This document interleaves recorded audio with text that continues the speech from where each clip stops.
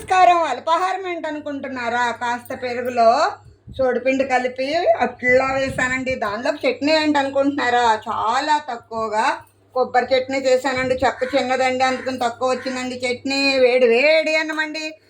దానిలోకి కర్రీ ఏంటనుకుంటున్నారా? నా మనవడికి మనవరాలకి 2 కోడిగుడ్లు నీరుల్లి టమాటాతో ఎగురు చేశానండి. వాళ్ళకి ఎందుకు అలా చేశాను అనుకుంటున్నారా? మాకు చక్కగా దోసకాయ టమాటో కట్టి పరుగులు వేసుకుని వండుకున్నామండి. వాళ్ళు తినరండి, అందుకోసం నేను కట్టి పరుగులు వేసుకుని వండుకున్నామండి.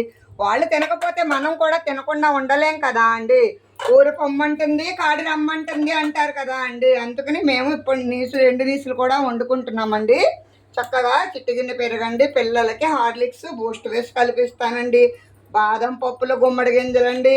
స్నాక్స్ నిమిత్తం నాకు చాలా ఇష్టమైన నువ్వుల గోరుమిటీలండి. ఈ మొక్క ఏంటో చెప్పండి. వంటను. Bye bye.